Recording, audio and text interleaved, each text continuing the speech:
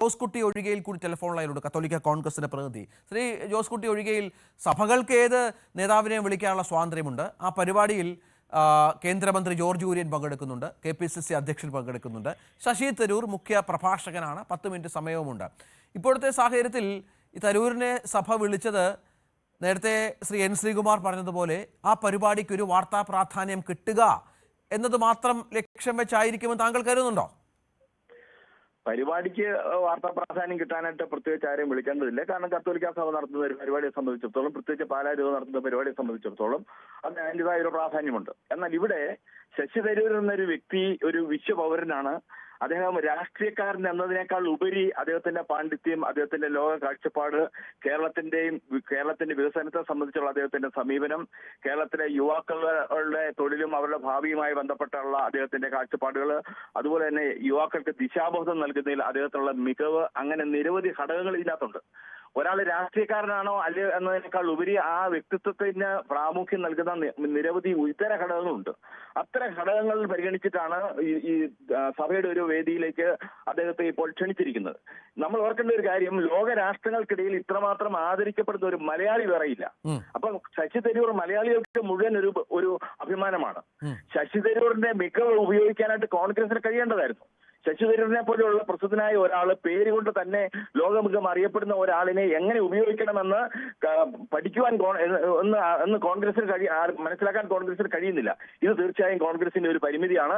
കോൺഗ്രസ് ഈ പരിമിതികൾക്കൊക്കെ അപ്പുറം മാറി വ്യക്തി കേന്ദ്രീകൃതമായ അവസ്ഥയിൽ നിന്ന് മാറി രാഷ്ട്രത്തോടുള്ള താല്പര്യവും അതുപോലെ തരൂർ മുന്നോട്ട് വെക്കുന്ന ആശയങ്ങൾ, തരൂരിന്റെ ദേശസ്നേഹം, തരൂർ പറയുന്ന പല കാര്യങ്ങളും ഒക്കെ മനസ്സിലാകാത്ത ഒരു പാർട്ടിയായി കോൺഗ്രസ് മാറി എന്നുള്ളതാണ് താങ്കളുടെ നിലപാട്. സമീപകാലത്തായി ഇതിനെതിരെ കോൺഗ്രസിലെ പല പ്രധാന നേതാക്കളും തരൂരിനെതിരെ രംഗത്ത് വന്നിരിക്കുന്നു. നേതൃത്വമൊന്നും പ്രതികരിച്ചിട്ടില്ല. കാരണം തരൂർ അവർക്കൊരു വലിയൊരു ക്യാച്ചാണ്, സംശയമില്ലാത്ത കാര്യമാണ്. പക്ഷേ ഈ തരൂർ മുന്നോട്ട് വെക്കുന്ന പല കാര്യങ്ങളിലും, അല്ലെങ്കിൽ തരൂരിന് പാർട്ടിയിൽ ലഭിക്കേണ്ട പ്രാധാന്യം കുറഞ്ഞു വരുന്നു എന്ന രീതിയിൽ തന്നെയാണല്ലോ അദ്ദേഹത്തിൻ്റെ പല സമീപകാല അഭിപ്രായ പ്രകടനങ്ങളെയും നമ്മൾ വിലയിരുത്തേണ്ടത്.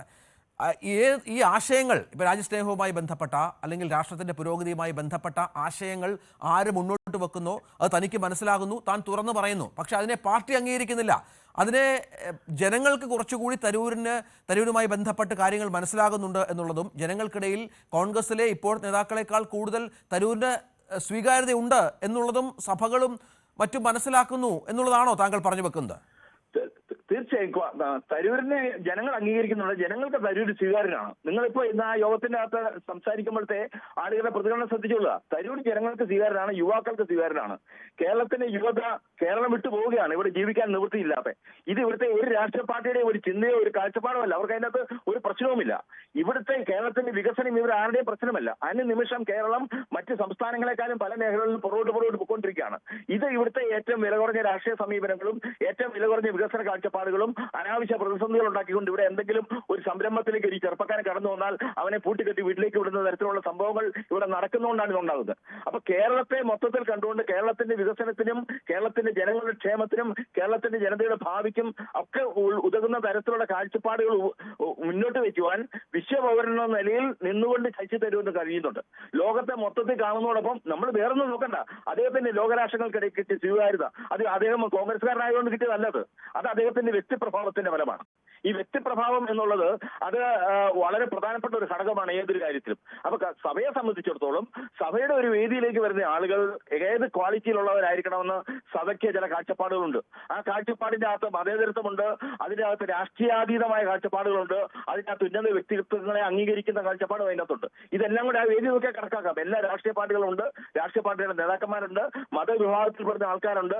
ഇവരെ എല്ലാം ഉൾപ്പെടുത്തിക്കൊണ്ട് കൃത്യമായും കേരളീയ സമൂഹത്തെ അഡ്രസ് ചെയ്യുന്ന ഒരു സമീപനമാണ് ഇന്ന് അവിടെ പാലാ യുവത സ്വീകരിച്ചിരിക്കുന്നത്. ആ സമീപനത്തിനെ ഏറ്റവും ഉദാത്തമാക്കാൻ കഴിയുന്ന ഉന്നത വ്യക്തിത്വമാണ് ശശി തരൂർ എന്നതുകൊണ്ട് ആണ് അദ്ദേഹം അതിൻ്റെ അകത്ത് വന്നിരിക്കുന്നത്. അതിൽ ശശി തരൂരിന്റെ രാഷ്ട്രീയമല്ല അതിൻ്റെ അകത്തെ ഘടകമായി എടുത്തിരിക്കുന്നത്. അതിൻ്റെ അകത്ത് എടുത്തിരിക്കുന്നത് ശശി തരൂരിന്റെ വ്യക്തിത്വത്തിന്റെ ഔന്നത്യം തന്നെയാണ്. തീർച്ചയായും എനിക്ക് ഇക്കാര്യത്തിൽ ഇവിടെ ഇപ്പോഴും എടുത്തു പറയാനുള്ളത്, ശശി തരൂരിനെ പോലെയുള്ള ഒരാൾ പ്രവർത്തിക്കുന്ന പാർട്ടിയാണ് കോൺഗ്രസ് എന്ന് അഭിമാനത്തോടെ പറയാൻ കോൺഗ്രസിന് കഴിയുകയും ശശി തരൂരിനെ കോൺഗ്രസ് അവരുടെ പ്രമുഖ സ്ഥാനത്ത് നിർത്തുകയും ചെയ്തിരുന്നെങ്കിൽ കോൺഗ്രസ് പാർട്ടിക്ക് ആകുമായിരുന്നു അതിന്റെ നേട്ടം ആകുമായിരുന്നില്ല എന്ന് തെളിച്ചു പറയാൻ എനിക്ക് യാതൊരു മടിയുമില്ല. തീർച്ചയായും ശ്രീ, നമുക്ക് ഇതുമായി ബന്ധപ്പെട്ട് അദ്ദേഹം പറഞ്ഞ വളരെ പ്രസക്തമായ അഭിപ്രായങ്ങൾ ശ്രീ N. ശ്രീകുമാർ താങ്കൾക്ക് അതിനോടുള്ള മറുപടി സ്വാഭാവികമായും വേണമല്ലോ. കാരണം തരൂരിനെ മനസ്സിലാക്കുന്നതിൽ കോൺഗ്രസ് പരാജയപ്പെട്ടുവെന്നും തരൂർ അദ്ദേഹം ടെലിഫോൺ ലൈനിലുണ്ടോ? ഇല്ല, അദ്ദേഹം ടെലിഫോൺ ലൈനിലില്ല. അത് ശ്രീ ജോസൂട്ടി ഒഴികെയിൽ വളരെ പ്രധാനപ്പെട്ട കാര്യം എന്ന് പറയുന്നത് ഇത്തരം കാര്യങ്ങളിൽ മനസ്സിലാക്കുന്നതിൽ പരാജയപ്പെട്ട രാഷ്ട്രീയ പാർട്ടി. അതായത് നമുക്കറിയാം, ഞാൻ നേരത്തെ എൻ്റെ ഇൻട്രോയിൽ പറഞ്ഞതുപോലെ തരൂരില്ലാത്ത ഒരു തിരുവനന്തപുരം സീറ്റ് കോൺഗ്രസിന് പേടി സ്വപ്നമാണ്. അവിടെ ആരെയും പ്ലേസ് ചെയ്യാൻ പറ്റില്ല. തുടർച്ചയായി തെരഞ്ഞെടുപ്പുകളിൽ തരൂർ ജയിക്കുന്നത് അദ്ദേഹത്തിൻ്റെ വ്യക്തിപ്രഭാവം കൊണ്ട് മാത്രമാണ്. കോൺഗ്രസ് പാർട്ടി വോട്ടുമുണ്ട് എന്നുള്ളതാണ്. അങ്ങനെയൊരു മനുഷ്യനെ, അങ്ങനെയൊരാളെയാണ് പാർട്ടിയിൽ അധികം തൻ്റെ മനസ്സിലിരിപ്പ് എന്താണെന്ന് പലപ്പോഴും തുറന്നു പറഞ്ഞിട്ടും ആ തരത്തിൽ അംഗീകരിക്കാതെ പാർട്ടി മുന്നോട്ട് പോകുന്നത്, അതിന് തിക്തഫലം അനുഭവിക്കുന്ന പാർട്ടി അത് കോൺഗ്രസ്സായി മാറുമെന്നുള്ള നിലപാടും താങ്കൾക്കുണ്ട്. തീർച്ചയായും ഇവിടെ സങ്കുചിതത്വം എന്ന് ഒരിക്കൽ പോലും ഒരു പ്രസ്ഥാനത്തെ മുന്നോട്ടേക്ക് കൊണ്ടുപോയില്ല. എത്രമാത്രം കോൺഗ്രസിന്റെ തുടക്കം മുതൽ പരിശോധിച്ചാൽ കോൺഗ്രസ് വിശാലമായി എന്തിനേയും ഉൾക്കൊണ്ടുകൊണ്ട് എന്തിനേയും സ്വീകരിച്ചുകൊണ്ട് അതിവിശാലമായ കാഴ്ചപ്പാടുമായി മുന്നോട്ട് പോയ ഒരു പ്രസ്ഥാനമാണ്. ആ പ്രസ്ഥാനം ആ കാഴ്ചപ്പാടിൽ മുന്നോട്ട് പോകുന്നില്ലെങ്കിൽ ജനങ്ങൾ അവരെ പതുക്കെ പതുക്കെ തള്ളിപ്പറയേണ്ട സാഹചര്യത്തിലേക്ക് കാര്യങ്ങൾ എത്തിച്ചേരും. അത് തിരിച്ചറിയാൻ കഴിയേണ്ടത് കോൺഗ്രസിന്റെ നേതാക്കന്മാർക്കാണ്. ഭരിക്കുന്ന പാർട്ടിയുടെ അപജയത്തിൽ നിന്നും അവരുടെ ഭരണത്തിലെ തകരാറിൽ നിന്നും ഒരു നെഗറ്റീവ് സാഹചര്യത്തിൽ നിന്നും അടുത്ത ഭരണത്തിലേക്ക് കടക്കാനല്ല കോൺഗ്രസ് തീരുമാനിക്കേണ്ടത്. മറിച്ച് കേരളത്തിന്റെ വികസനവും കേരളത്തിന്റെ ഭാവിയും ഏറ്റവും ഉന്നതമായ രീതിയിൽ ഉയർത്തിക്കാട്ടിക്കൊണ്ട് അതിനെ പറ്റുന്ന ആളുകളുടെ കഴിവുകളെ ഉപയോഗിച്ചുകൊണ്ട് മുന്നോട്ട് വന്നുകൊണ്ട് ജനങ്ങളിൽ നിന്ന് പോസിറ്റീവ് വോട്ടുകൾ മേടിച്ചുകൊണ്ട് ഭരണത്തിലേക്ക് വരാനാണ് കോൺഗ്രസ് പാർട്ടി ശ്രമിക്കേണ്ടത്. ഇപ്പൊ പോസിറ്റീവ് വോട്ടിലല്ല, ഇപ്പൊ നെഗറ്റീവ് വോട്ടിൽ കേന്ദ്രീകരിച്ച് ജയിച്ചു വരാനുള്ള പരിപാടിയാണ് നടക്കുന്നത്. അത് അങ്ങേയറ്റം മോശവും സങ്കുചിതവുമാണ്. അങ്ങനെ അധികകാലം മുന്നോട്ടേക്ക് പോകാനായിട്ട് പറ്റില്ല. രാജ്യത്തിനകത്തും സംഭവിച്ചിരിക്കുന്നത് അത് തന്നെയാണ്. അപ്പൊ ഇത് മുന്നോട്ടേക്ക് വരാൻ ഉദ്ദേശിക്കുന്ന ഒരു പാർട്ടിയാണെങ്കിൽ എല്ലാ മികവിനെയും സ്വീകരിക്കാനായിട്ട് അവർ കഴിയണം. ദേശീയ കോൺഗ്രസ് പ്രസിഡന്റ് തെരഞ്ഞെടുപ്പിൽ ഏതാണ്ട് നല്ല ശതമാനം, വളരെയധികം വോട്ടുകൾ നേടാൻ കഴിഞ്ഞ ഏതാണ്ട് 1/3 വോട്ടുകൾ നേടാൻ കഴിഞ്ഞ ഒരു വ്യക്തിയാണ് ജയിച്ചതിലൂടെ. അപ്പൊ ഇന്ത്യക്കകത്ത് അദ്ദേഹത്തിന് ഒരു ചിത്രമുണ്ട്.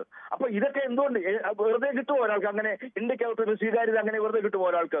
അത് അദ്ദേഹം സ്വന്തം നിലയ്ക്ക് ഉണ്ടാക്കിയതാണ്. മറ്റേതെങ്കിലും പാരമ്പര്യത്തിന്റെയോ മറ്റാരുടെയെങ്കിലും പിന്തുണയുടെ അടിസ്ഥാനത്തിലല്ല അദ്ദേഹം അത് ഉണ്ടാക്കിയെടുത്തത്. അപ്പൊ ഇത്തരത്തിലുള്ള വ്യക്തിത്വങ്ങളെ ഉയർത്തിപ്പിടിച്ചാൽ ലോകത്തിന്റെ മുമ്പിലും രാജ്യത്തിനകത്തും അതിൻ്റെ അകത്തുള്ള നേട്ടങ്ങൾ ഉണ്ടാക്കിയെടുക്കാനായിട്ട് കഴിയും. അങ്ങനെ നേട്ടങ്ങൾ ഉണ്ടാക്കിയെടുത്തുകൊണ്ട് മുന്നോട്ടേക്ക് വരാൻ കഴിഞ്ഞു കഴിഞ്ഞാൽ കേരളത്തിന് കോൺഗ്രസിനോടുള്ള സ്വീകാര്യതയും കൂടുകയാണ് ചെയ്യുന്നത്. കേരളത്തിലെ ജനങ്ങൾക്ക് കോൺഗ്രസിനോടുള്ള സ്വീകാര്യതയും കൂടുകയാണ് ചെയ്യുന്നത്.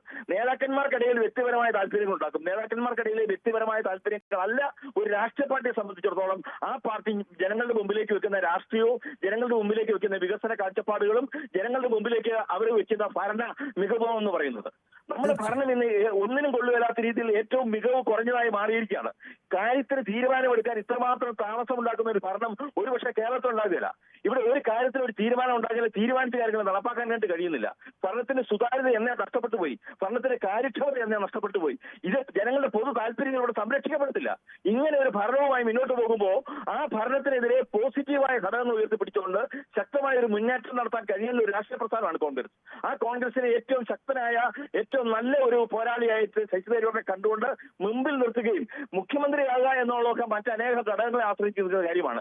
ഇദ്ദേഹം എങ്ങാനും മുഖ്യമന്ത്രി സ്ഥാനത്തേക്ക് വരുമെന്ന് ഇപ്പോഴേ പേടിച്ചുകൊണ്ട് ഈ തൊടല് പൊട്ടുകയും വെള്ളം പറ്റുകയും ചെയ്താലെന്ന് പേടിച്ചുകൊണ്ട് ഇപ്പോഴേ അങ്ങ് മാറ്റി നിർത്തുക എന്ന് പറയുന്നതിനെയാണ് ഞാൻ സങ്കുചിതം എന്ന് ഉദ്ദേശിച്ചത്. തീർച്ചയായും അതിനപ്പുറത്തേക്ക് കിടക്കാനായിട്ട് ഈ കോൺഗ്രസ് പാർട്ടിക്ക് കഴിഞ്ഞാൽ വിശ്വപൗരനെ ഉൾക്കൊള്ളിക്കാനായിട്ട് കഴിഞ്ഞു കഴിഞ്ഞാൽ കേരളത്തെ സംബന്ധിച്ചിടത്തോളം വളരെ കേരളത്തിന് നല്ലതാണ്, കോൺഗ്രസ് പാർട്ടിക്ക് നല്ലതാണ്. തീർച്ചയായും. ശ്രീ ജോസ് കുട്ടി ഒഴികെയിലാണ് സംസാരിച്ചത്, കത്തോലിക്ക സഭയുടെ പ്രതിനിധി. ഇതാണ് ഇപ്പോഴത്തെ ഏറ്റവും പുതിയ രാഷ്ട്രീയ സാഹചര്യം. അതായത് തരൂരിന് കേരളത്തിലെ കോൺഗ്രസ് പാർട്ടിയുടെ വേദികളിൽ സ്പേസ് ഇല്ല. ആ സ്പേസ് വളരെ കൃത്യമായി പാർട്ടി നൽകാത്ത ഒരു പശ്ചാത്തലം കൂടിയുണ്ട് സമീപകാലത്തെ വിവിധ സംഭവവികാസങ്ങളുടെ പശ്ചാത്തലത്തിൽ. പക്ഷേ അവിടെയാണ് ക്രിസ്ത്യൻ സഭകളുടെ പരിപാടിയിൽ തുടർച്ചയായി തരൂരിൻ്റെ സാന്നിധ്യം ഉണ്ടാകുന്നത്. അതിലൂടെ സഭ നൽകുന്ന സന്ദേശം എന്താണ് എന്നുള്ളതാണ് വളരെ കൃത്യമായി തന്നെ ന്യൂസ് 18 ചോദിക്കുന്നത്. കഴിഞ്ഞ ദിവസങ്ങളിലൊക്കെ ഉണ്ടായ പല പരിപാടികൾ, അതിലൊന്ന് CSI മധ്യ കേരള സഭയുടെ മഹാ ഇടവക ദിനാഘോഷം തരൂർ ഉദ്ഘാടനം ചെയ്യുന്നു. 2 സഭാ സ്ഥാപനങ്ങളിലെ പരിപാടികളിലും ഇന്നലെ തരൂർ പങ്കെടുക്കുന്നു. KPCC അധ്യക്ഷൻ സണ്ണി ജോസഫും തരൂരും പാലാരൂപതയുടെ വേദിയിൽ ഇന്ന് ഒരുമിച്ചെത്തുന്നു. പാലാരൂപതയുടെ പരിപാടിയിൽ മുഖ്യ പ്രഭാഷകൻ കൂടി തരൂരാണ് എന്നുള്ളത് ഇതിനോട് ചേർത്ത് വെക്കേണ്ടി വരും. 10 മിനിറ്റാണ് തരൂർ അവിടെ സംസാരിക്കാനുള്ള സമയം കൂടി നൽകിയിരിക്കുന്നത് എന്നുള്ളത് പ്രധാനമാണ്. അങ്ങനെ കോൺഗ്രസ് നൽകാത്ത സ്പേസ് തരൂരിന് സഭകൾ നൽകുമ്പോൾ സ്വാഭാവികമായും അത് രാഷ്ട്രീയ കേരളത്തിൽ വലിയ ചർച്ചയാകുമെന്ന കാര്യത്തിൽ സംശയമില്ല. ഒപ്പം ഇന്നത്തെ തരൂരിൻ്റെ വാക്കുകൾ, KPCC അധ്യക്ഷനെ സഭയിലെത്തിക്കുള്ള തരൂരിൻ്റെ വാക്കുകൾ രാഷ്ട്രീയ കേരളം ഏറെ ശ്രദ്ധയോടെ കാണാൻ ശ്രമിക്കുകയും ചെയ്യുന്നു. തിരിച്ചുവരാൻ വളരെ